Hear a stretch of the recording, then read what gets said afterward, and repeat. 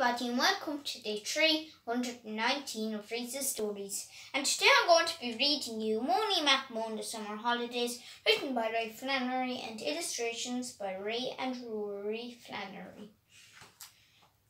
And the chapter I'm going to be reading you today is called Away We Go. For a change, I am not the most excited one in the family. Dad is actually worse than the rest of us put together. He has wanted to go to America since he was my age, and that was a long, long time ago. Dad was even up before everybody else too, and that's unusual. The real reason he had to be up so early is that he had to bring Puddles on his holidays. Mary thought that we could bring him with us to America. She was really sad when she heard that he wasn't allowed to come until Mum showed her pictures of the place that Puddles was going to. It was a kennel called Paws and Claws. It was huge and had loads and loads of toys for the animals to play with and a large field for them to run around all day if they wanted to. I told Mum that we should send Mark there and bring Puddles with us instead. Puddles wouldn't be moaning as much as Mark. Then again, I suppose we are the McMoan family. As soon as Dad got back, we all started grabbing bags and suitcases and dragging them out to the car.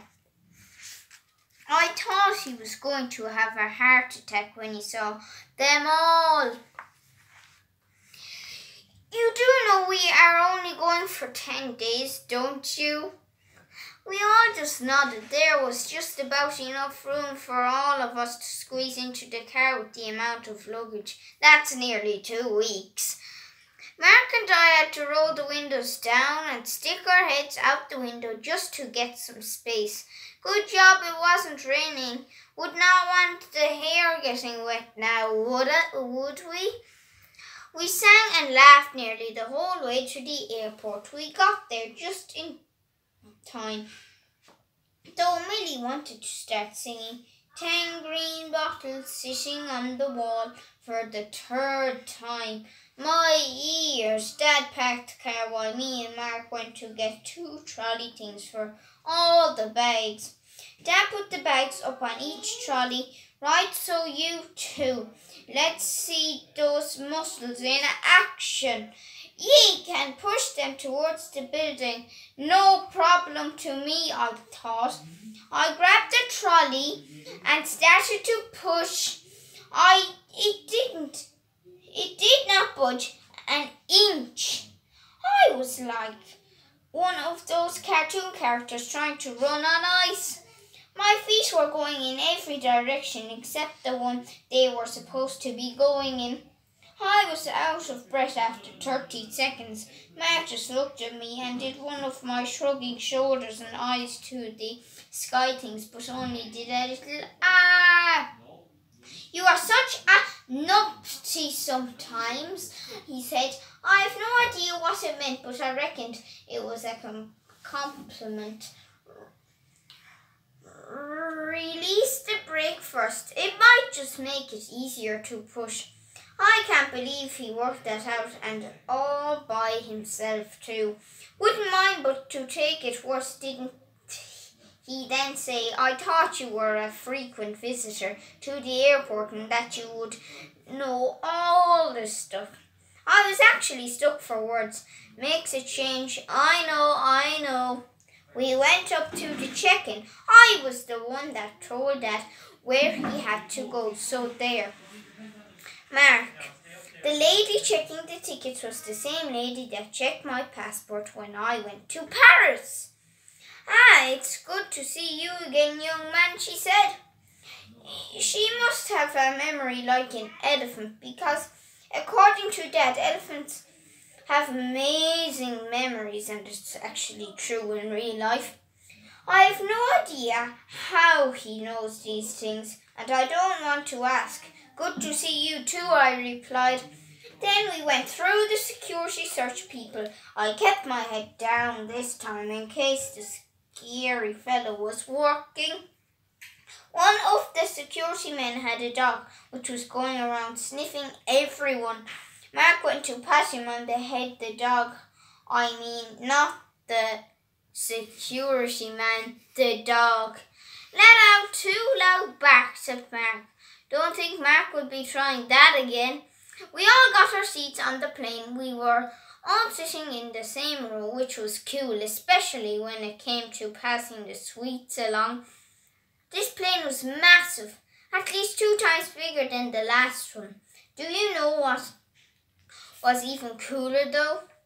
We all had our own TVs stuck onto the seat in front of us. And we all had headphones too. It was brilliant. I could watch movies without having to listen to Mark wrecking my head. Also meant I could watch whatever I wanted for a change. It took a lot longer to fly to America than it did to fly to Paris. It was 3 movies long. We even got dinner on the plane too. It was nearly better than going to the cinema. When we landed in America, we had to go through more security. These ones were even crosser looking than the other ones. They put a big stamp in all our passports, which was cool. Next, we had to go collect our luggage. There was a big screen to tell everyone where their bags were going to be coming out. Underneath the screen was a big silver thing that kept going around and around and around, and it had pockets and suitcases on it. Dad said it was called a baggage belt.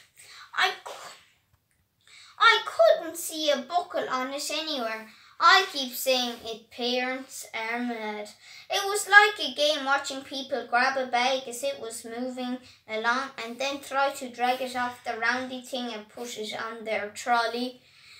After a few minutes, our bags popped out from the middle of this machine and started to go around with the other bags. That lifted all our bags off and started to check that we all had our bags. Mum had a list with her and started ticking off the bags with her red pen, one at a time. She is nearly as bad as Mr. O'Rourke. There was one bag missing, Mark's bag. Couldn't see it anywhere. We watched and waited for 5 minutes until suddenly Millie spotted it. Mark ran around to the far side of the roundy thing to grab it. We waited for him, but there was no sign of him coming back. Just as we were about to walk around to see where he had got to, we noticed people laughing. It didn't take too long to see what they were laughing at. Mark, the big fool, had reached in to grab his bag, but he had reached in just a little too far. He lost his balance and had fallen onto the roundy thing and into the middle of all the luggage. He couldn't get back off.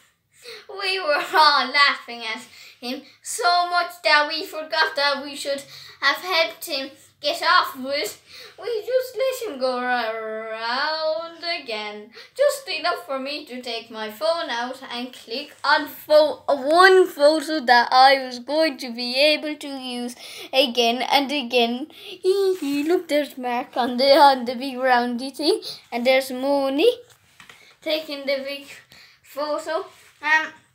So tomorrow I'm going to be reading you one chapter because it is super